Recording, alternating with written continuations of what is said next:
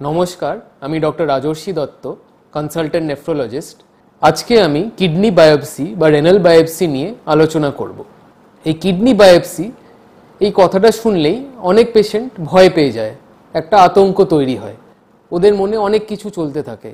ওরা ভাবেন যে আমার কি ক্যান্সার হলো, ডাক্তারবাবু কি আমায় বলছে না যে উনি ক্যান্সার সাসপেক্ট করছেন। তো এই মিসকনসেপশনটা আমি প্রথমেই সরিয়ে দিতে চাই যে সাধারণত কিডনি বায়োপসি ক্যান্সারের জন্যে, ক্যান্সার ডায়াগনোসিসের জন্য করা হয় না। আজকাল সিটি স্ক্যান এবং ইউএসজি এটাতে খুব ভালোভাবেই এবং খুব ইজিলি কিডনি ক্যান্সারের ডায়াগনোসিস করা যায়।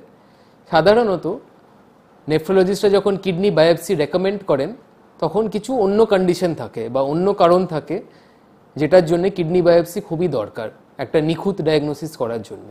যেরকম ধরুন ইউরিনে আমাদের প্রোটিন লিক হচ্ছে, যেটাকে প্রোটিন ইউরিয়া বলা হয়, যেটা আমি আমার অন্য ভিডিওতে আলোচনা করেছি। মাঝে মাঝে এইসব প্রোটিন ইউরিয়ার জন্যে ডায়াগনোসিস করার জন্যে রেনাল বায়োপসি বা কিডনি বায়োপসি দরকার হতে পারে।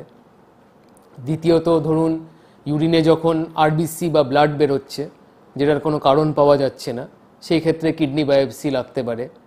অনেক সময় কিডনি ট্রান্সপ্লান্ট যাদের হয়েছে তাদের যদি দেখা যায় যে টেস্টে দেখা যাচ্ছে কিডনির ফাংশনটা ঠিক নেই বা কিডনি ফাংশন ডিটিরিয়েট করছে, তখন ট্রান্সপ্লান্টেড কিডনি কেন ডিটিরিয়েট করছে জানার জন্যে কিডনি বায়োপসি দরকার হয়।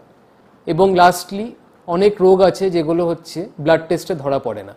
আমরা যখন ইউএসজি করছি দেখা যাচ্ছে কিডনিটা সুস্থ আছে, ভালো আছে, কিন্তু ব্লাড টেস্টে দেখা যাচ্ছে যে ইউরিয়া ক্রিয়েটিনিন অনেক হাই, যে কিডনি কাজ করছে না।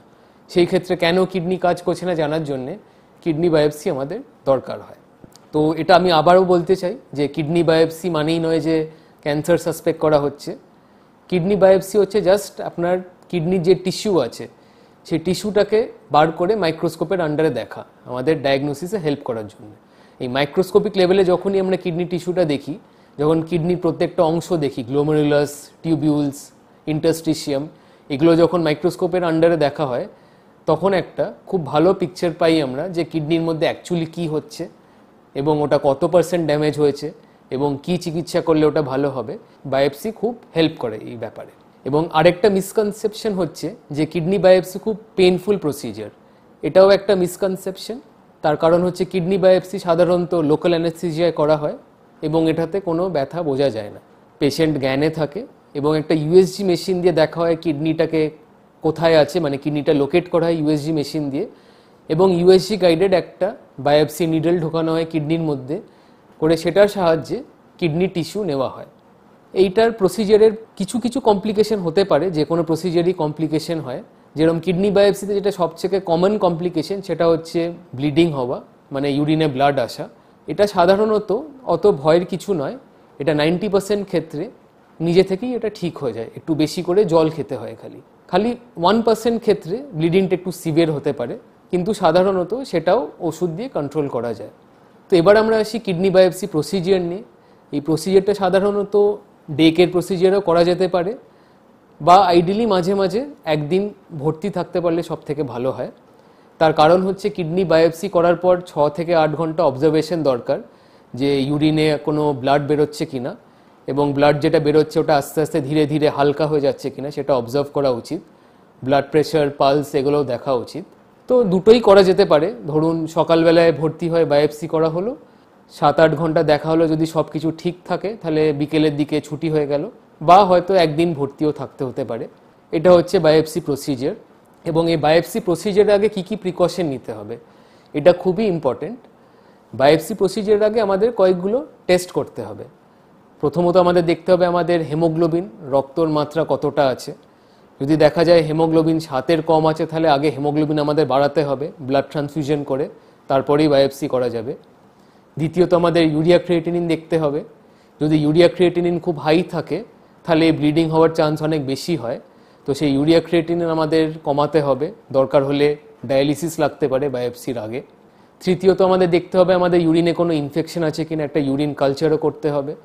সেই ইউরিন কালচারে যদি দেখা যায় যে কোনো ইনফেকশন নেই তাহলে ভালো, যদি কালচারে ইনফেকশন পাওয়া যায় তাহলে সেই ইনফেকশনটাকে আগে চিকিৎসা করতে হবে, তারপরই বায়োপসি করা যাবে। এবং এই ক্ষেত্রে আরেকটা খুব ইম্পর্টেন্ট জিনিস আপনাদের বলতে চাই, সেটা হচ্ছে অনেক কিডনি রোগী হোক বা যাদের হার্ট পেশেন্ট হোক, যাদের রিসেন্টলি হার্টের অপারেশন হয়েছে, বাইপাস অপারেশন হয়েছে বা হার্টের ভালভের অপারেশন হয়েছে, তারা অনেক সময় ব্লাড থিনার্সে থাকে, মানে রক্ত তরল করার ওষুধে থাকে, যেটা রক্ত জমা আটকায়। এই ওষুধগুলো সাধারণত ইকোস্প্রিন, অ্যাসপিরিন, ক্লপিডগ্রেল, অ্যাসিট্রম, ওয়ার্ফ এই জাতীয় ওষুধ সাধারণত এদের প্রেসক্রাইব করা হয়। তো এই ওষুধগুলো বায়োপসির আগে আমাদের কিছুদিন বন্ধ রাখতে হবে। যেরকম অ্যাসপিরিন, ক্লপিডগ্রেল এই জাতীয় ওষুধ আমাদের বায়োপসির আগে অ্যাটলিস্ট 5 থেকে 7 দিন বন্ধ রাখতে হবে। তো যদি আপনার ডাক্তারবাবু, আপনার নেফ্রোলজিস্ট আপনাকে রেনাল বায়োপসি রেকমেন্ড করেন, তো ওনাকে অবশ্যই জানাবেন যে আপনি কি কি ওষুধ খাচ্ছেন, এবং যদি আপনার এরকম রক্ত তরল করার বা ব্লাড থিনার ওষুধ যদি চলে, সেটা আপনার নেফ্রোলজিস্ট ডাক্তারবাবুকে জানাতে হবে, কারণ এই ওষুধগুলো বায়োপসির আগে কিছুদিন বন্ধ রাখতে হয়। এবং লাস্টলি আসি যে বায়োপসির কমপ্লিকেশন কি কি হতে পারে। একটা কমপ্লিকেশন অলরেডি আলোচনা করেছি, যে একটু ব্লিডিং হতে পারে, কিন্তু সেটা 90% 90 to 95% ক্ষেত্রে সেটা নিজে থেকেই ঠিক হয়ে যায়, সেটা একটা নর্মাল ফিনোমিনন। দ্বিতীয়ত হচ্ছে মাঝে মাঝে একটু ইনফেকশন হওয়ার প্রবণতা বেড়ে যায়, ওই জন্য আমরা বায়োপসি করার আগে দেখে নিই যে ইউরিনে অলরেডি ইনফেকশন আছে কিনা। যদি ইউরিনে অলরেডি ইনফেকশন থাকে তখন আমরা বায়োপসি করি না।